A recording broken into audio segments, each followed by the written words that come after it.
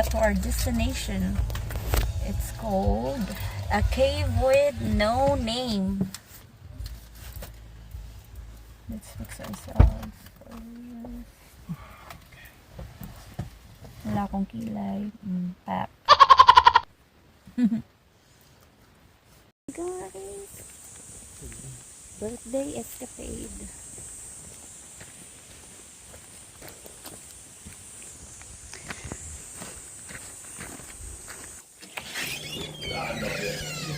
Hey, welcome in. And are you military first responder, teacher, anything like that? Right. I think your total comes out to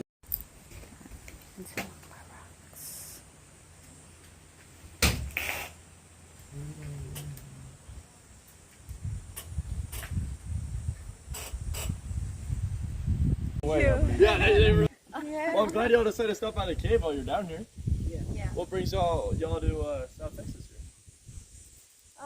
My uncle lives here. It's first time.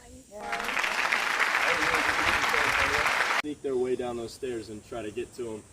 And yeah, we don't need anyone that can't survive in the cave getting down there. And also, just don't touch anything that you're not supposed to, and just stick behind me, and we'll have some fun down there.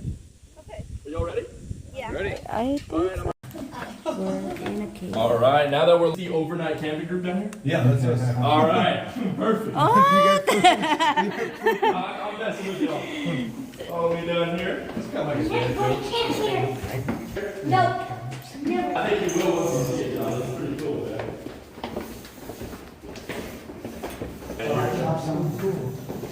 John's getting ahead of the game here. All right, y'all. So what you guys just walked through, all of this is completely man-made. So this entire section of the stairwell was just dirt and mud and was quite easy to dig through with pretty basic digging supplies until they hit this rock right here. Oh. Now this rock is pretty hard to break through and wasn't quite as easy to dig through with those basic supplies. So that's why if you guys look here, you'll see these holes. These are actually from dynamite insertions in the late 1930s. And so when the original owner of the cave, Jimmy Horn, bought this place, he wanted to get a stairwell to make it nice and easy for us all to get down there. So that's why implosions here to allow this entire stairwell blown up. It allows for us to walk down here today. The entrance to the cave? This is, yeah. So right here is your natural entrance. Oh, This right here is a single wow. that we get into. So. Oh, wow. We can see this from up there. I never looked down. Oh, did you look down? No, I didn't. It's pretty cool. So if y'all look here, you see how there's kind of a greenish bluish tint on this limestone here?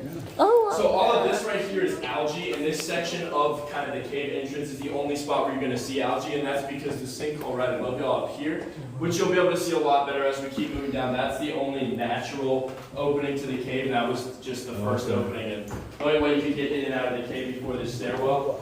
And because the cave is 100% humidity year-round, the source of natural light up here mixes with the humidity, and that's what causes all this algae on the rock over here.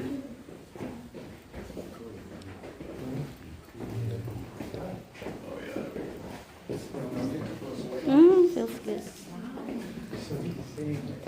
Oh my god. All right, y'all. So if y'all look straight up above your heads, you will see the sinkhole. So look straight up. This is your sinkhole. This is the only natural opening to the cave and the only source of natural light in the entirety of the cave. So this right here was originally covered up by stones and boulders by Native Americans, and over time those rocks kind of shifted, and it kind of allowed this sinkhole to be reopened. And so in the early 1900s, when German settlers were living... Hi. Ooh. Hello. Oh, amazing. So the reason why, the reason why I took the rock is all of this rock is it's always grown, and so the oil's in your fingers.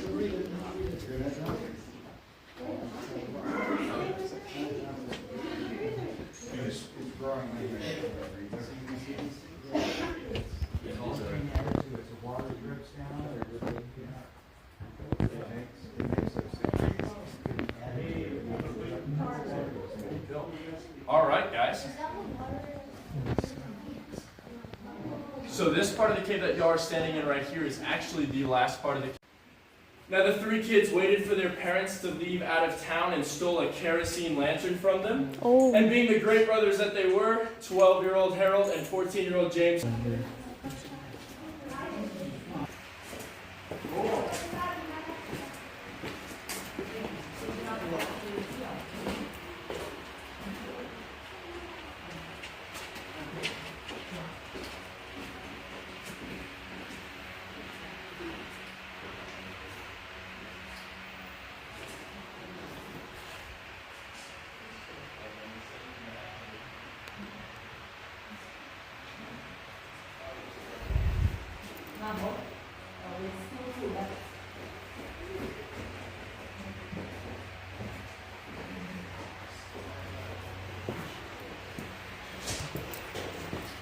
Oh my god, it's so wet because it's humid.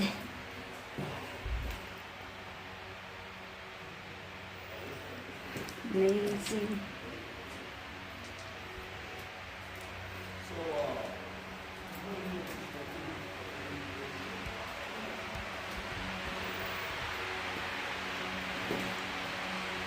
So welcome you guys to kind of our main hallway here, and our first little kind of interview this morning. And so to kind of get you guys familiar with some of the cave lingo I'm going to be using throughout the tour, so you guys aren't confused as to what I'm talking about.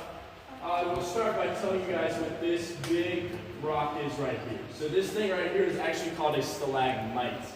And that's because a stalagmite grows from the ground and it just might touch the ceiling. And it also stands mightily. So that's a great way to remember that if you have trouble. Are stalactites. Now stalactites do the exact opposite of a stalagmite. These grow from the ceiling down. And so that's why we say that they hang on tightly to the ceiling. And that's another great way to remember that. And now once a stalagmite grows high enough and a stalactite grows low enough, they will meet and then they will form what's known as a column. And so this right here is a column, and once these two meet, they have nowhere else to grow except for outwards. So that's why this mighty structure right here is so wide. And so there's no easy way to remember this one. It's just called a column. All right, y'all. Any questions on that, or are we good to start moving into the cave? Are we gonna go back there? Yeah, so we start this way and then... Oh, it's so dark. There's no snake. Oh, there you go. Let there be light. All right, you guys can follow me over here, and do keep in mind, just as stalagmites stand mightily, they also might make you trip and fall. This does happen quite often. So do watch out for these guys standing in the middle of our roadway here.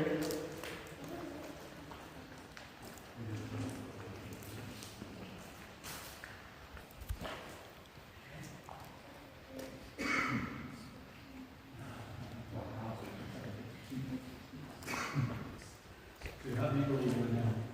Underground. Right here, it's about, pretty much the entire cave is level, so it's anywhere from 100 to 105 feet back up to the surface. So what y'all are looking at right now, if y'all see these limestone ridges right here, this is kind of the residue of what was once underwater in our caves. So once upon a time, about 150 to 200 billion years ago in the Cretaceous period, all of Texas and in fact most of North America was in the ocean, completely underwater. And that's why if you guys look over here, you can see the fossils of crustaceans in our cave walls right here. So this is all sea life. This could be crabs, shrimps, just any ancient fossil that you can find here. This is all sea life. If you take a look here, and then break off the little stalactites on the edge. Oh yeah.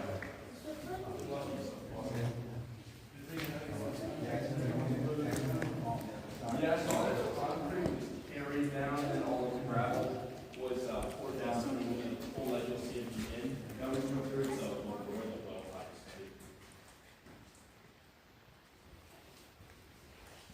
No, I can't imagine how awful that must have been. Oh, man.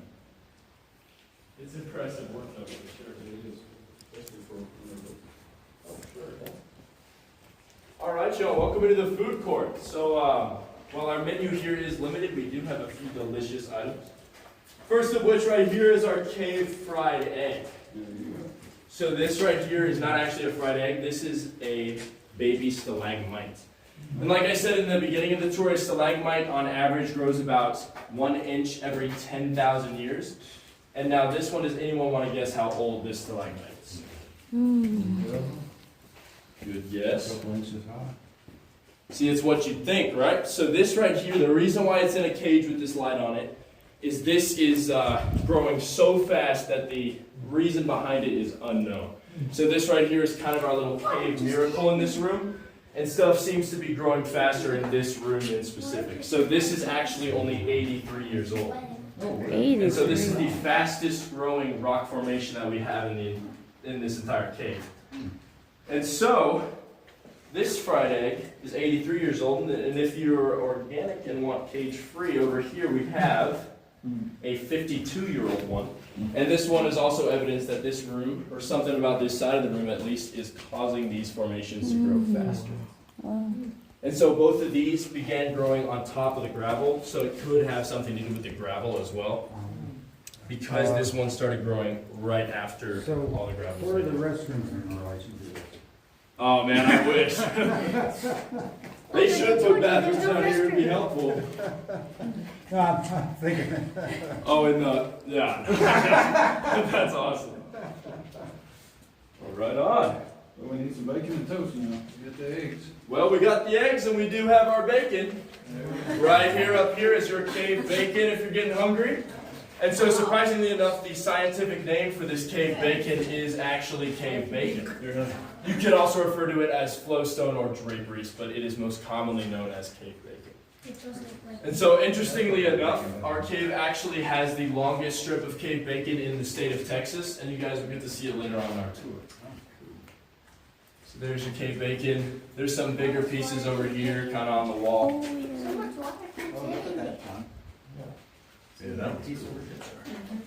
So have any of y'all felt a drop of water on your head or on your shoulder or anywhere?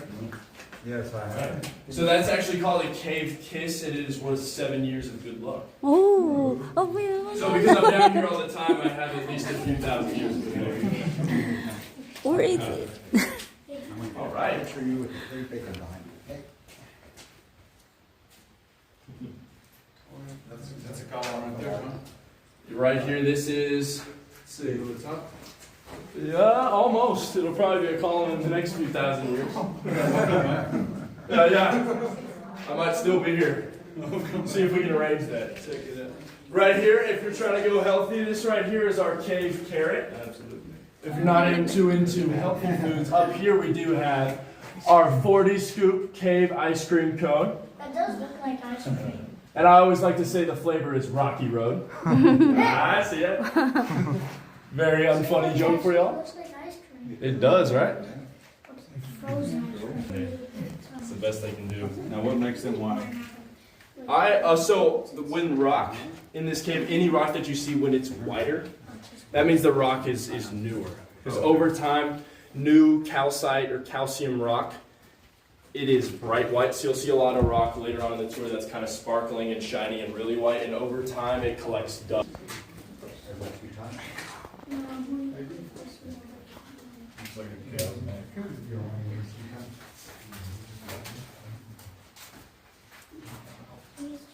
Got closer to it. I like that.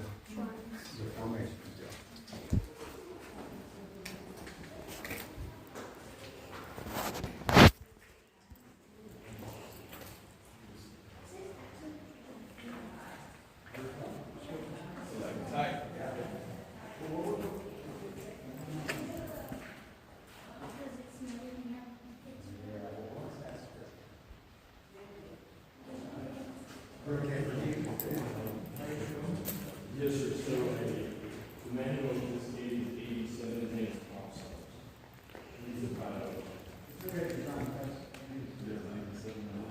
Oh, these are still, this one right here, yeah, it's still I would definitely find a spot.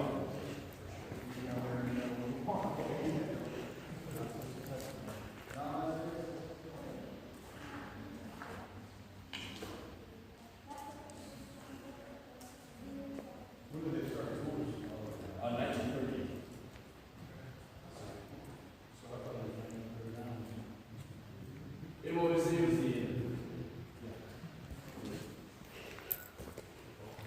yeah, absolutely. Now, this place has been around forever, and it's one of 7 caves in Texas. You know, it's very fortunate to have all these lights. You know, I've got people in here with headlamps and flashlights starting to find stuff.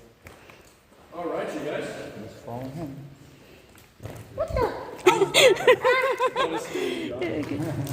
All right, you guys, so before we move on to the rest of the tour and what I think is actually the most beautiful parts of the cave, I'd like to talk to you guys about how the cave without a name got its name. In 1935, after Mary's family had left the land, this property went up for sale. And a photographer from San Antonio came up here to take pictures of everything that you guys are going to see today, to bring it back downtown to advertise to people to see if anyone wanted to buy this beautiful piece of property that we have here.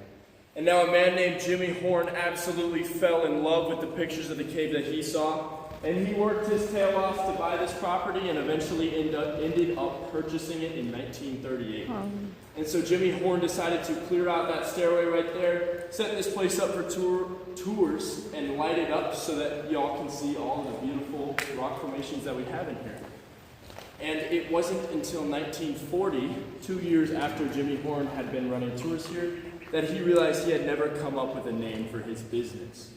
So Jimmy Horn set a competition up to a local elementary school about 11 miles south of here in Boerne, Texas, to see which 4th grade student could come up with the best name for this cave. And so he set up all of the fourth graders right here where y'all are standing, and a little boy named Robbie came up to where I am right now. And he gazed upon what y'all are about to see, and he said, "This cave is so beautiful that it simply does not deserve a name." And now Jimmy Horn absolutely loved this name, and he stuck with the idea of Cave Without a Name. And there was a $250 prize on the line for this, which little Robbie won. And $250 in 1940 is worth about $3,000 today, or about half a tank of gas. That's what was on the line for this. All right, well. Can I get a ooh? Ooh. Can I get a ah? See, it makes it even pretty. All right, so.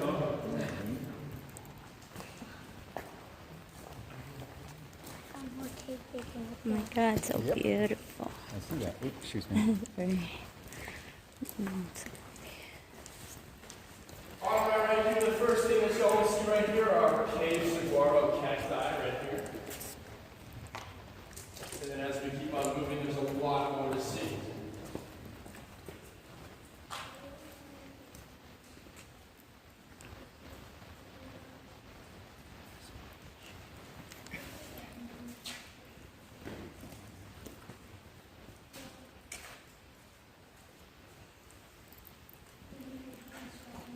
It looks like like a movie, like.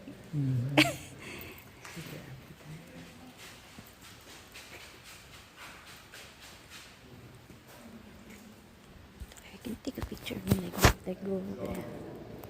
Like to my right of our modern art, this is our nativity scene.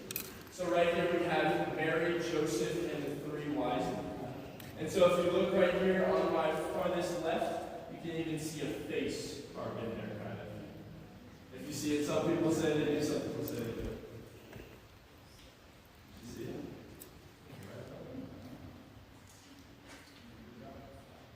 All right, John, step over here.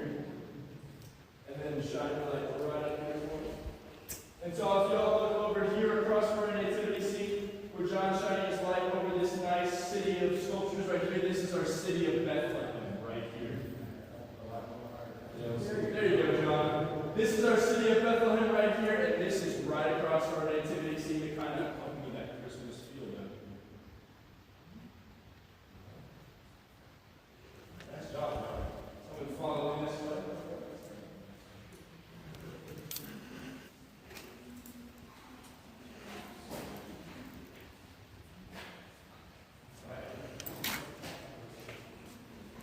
It really is.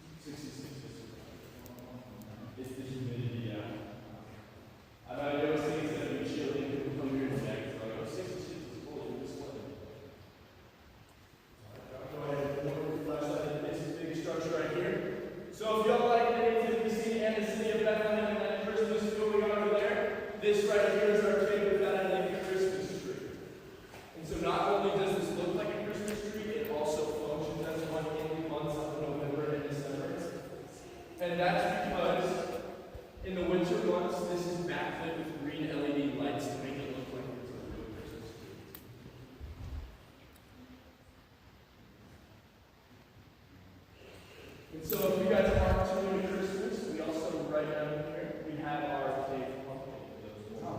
Fall people.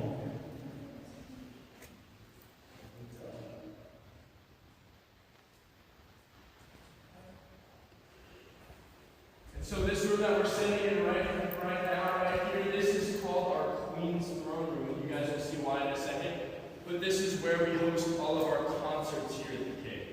So if you'll take a look at this stage and all these seats, we have approximately 200 seats, and that's because with the rows stacked, we can fit 200 people down here for concerts. And we hold these concerts normally every month or two, sometimes it's more than that in the summer. And the concerts are quite great, and that's because if y'all look up, straight up at the ceiling, you'll see all these little bowls up here in the ceiling, these kind of upside down bowls, these domes. And these were formed in the exact same way that y'all saw those ridges back by the food court. That's from whirlpools of water swirling around in here when this cave was completely submerged. And so, these domes in here make the acoustics so great, and that's why when we have performers up here, they don't use microphones, speakers, amplifiers, any of that. It's normal or a falcon up here. And then my personal favorite thing down here that I'll show you guys is right here.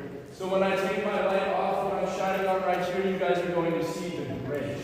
Alright? Alright, ready? 3, 2, 1. There's the Grinch. Oh yeah, sure enough. Now see the way the light reflects on it, this is our cave Grinch right here. Oh.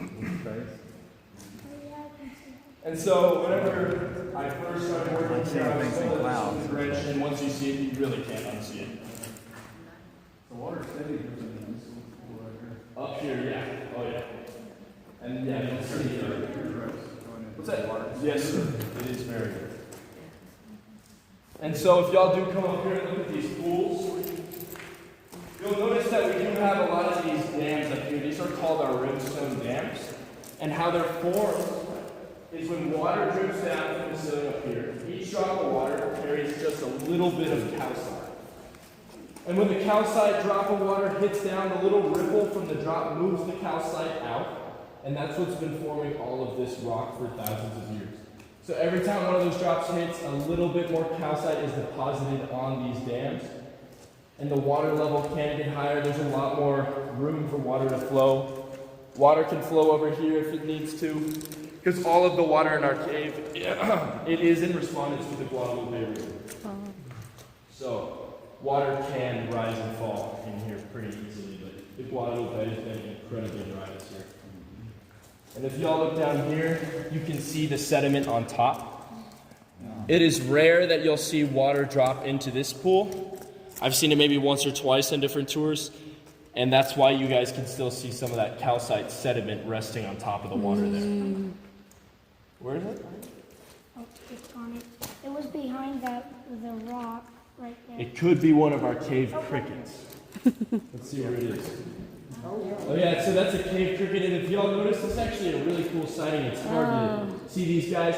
They live in absolute darkness down here, and that's why if you can see, the antenna on them are so incredibly long. It allows them to kind of feel their way around down here and know where they're going, because you guys will see a little later on the tour, we will do absolute darkness for a couple minutes, and you'll see how dark it really gets. Ooh. Ooh, water. That was good luck. Ooh.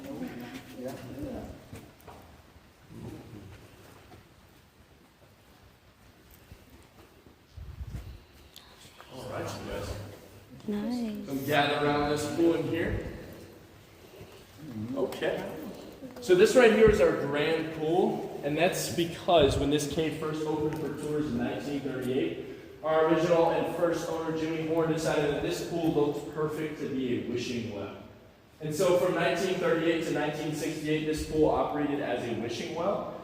And people who came on tours could throw a coin in, make a wish, hopefully have it come true, until 1968, when cave experts deemed this harmful to the cave, because the metals in the coins were kind of harming our water in here, and also the formation of the rock around the water. And so in 1968, a man went into this pool to go rescue all of those coins and get them out of there. and his footstep still remains right down there in the middle. So if y'all see that, Yeah. does anybody want to take a guess at how deep this water is? 3 feet. 3 feet. Good. You want to take a guess? Anyone else?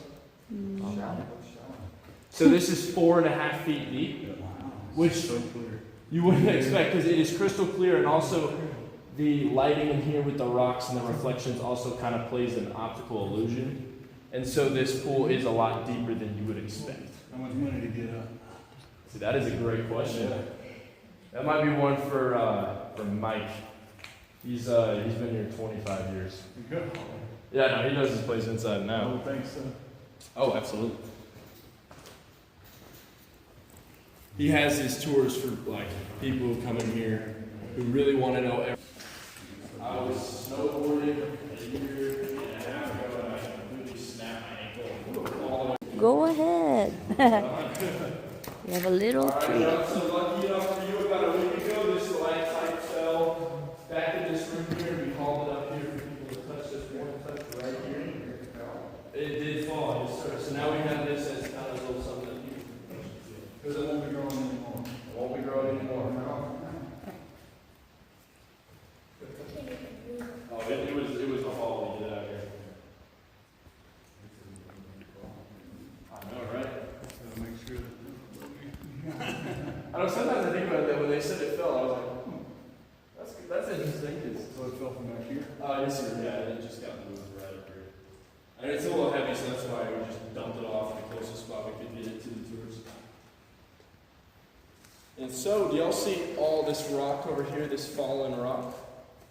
If y'all look all the way up here, kind of back in here, you'll get a lot better look at it as we move further back in the cave. But from where y'all are standing to the ceiling up here is 99 feet up. And then between that and the surface is 6 feet of solid rock. So hopefully someday somebody doesn't try to build a pool or a basement or a cemetery up there, because they would end up right down in this cave. So 99 feet up there, 6 feet in between. And that's kind of how a lot of the houses in this area are. Cave alligator. Ooh. And to make you guys all cringe, we call this alligator ginger because ginger snaps. Oh. There you go. There you go. There's an eye, a nostril, some teeth. Some people say this is a hippopotamus, but it's an alligator. They're wrong. Oh. You are revealed.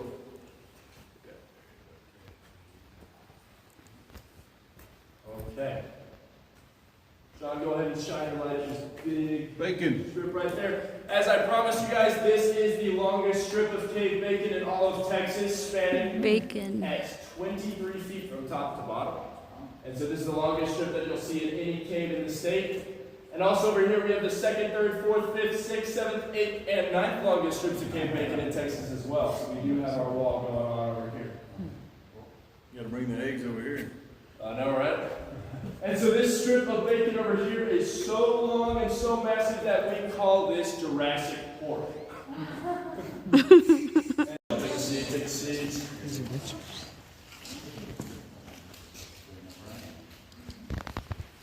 Okay. Thank you, CPS. John, what do you think?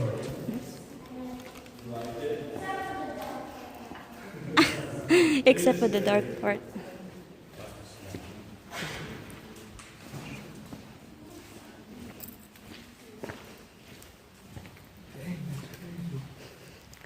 How far All right, are we so at? guys, I absolutely promise I'm not playing a trick on you again. When you come up to this wall, put your chin against it, look straight up. You guys can see 105 feet up that well-pipe hole all the way to the surface. And to assure you that it's real, take a look for yourself. This is where all of the gravel that y'all see down here was lowered into the cave. So that's man-made? The hole, yes, sir. It is a long way up, though. Oh wow. Oh wow, But look. it was pretty necessary to see. So. Wow. What's But down do take there? a look up there, guys, because when we get back up to the surface, I'll show you guys where you're standing right now relative to the surface, and you'll get to see where this well pipe is, or where it leads to when we're up there.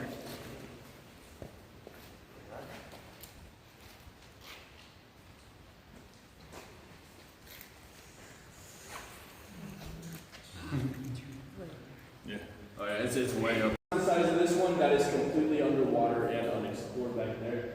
But if you guys go on YouTube and look it up, you can see some people have gone back there. There's also some third-party organizations that do expeditions back there that you can look into as well. We used to offer tours that went way back this way, and from over here. And I couldn't tell you myself because that was still a year before I was born, but the water was all the way back there. Go ahead, go ahead. Happy birthday to you. Happy birthday to you. Happy birthday, dear Janice. Happy birthday to you. It's a beautiful day. We're in Burmese still. I don't know how they got their hands on a giant 50 caliber sniper rifle.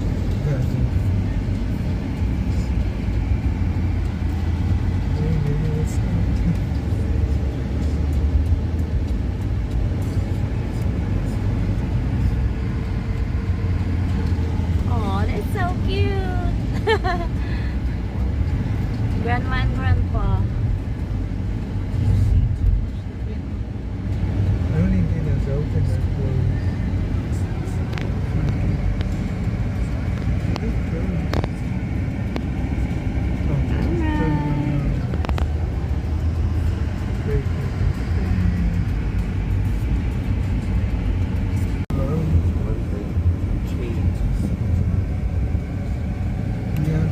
That's our Ken Network. You wanna go? You wanna say hi to your kids? I don't even know. Oh, you should.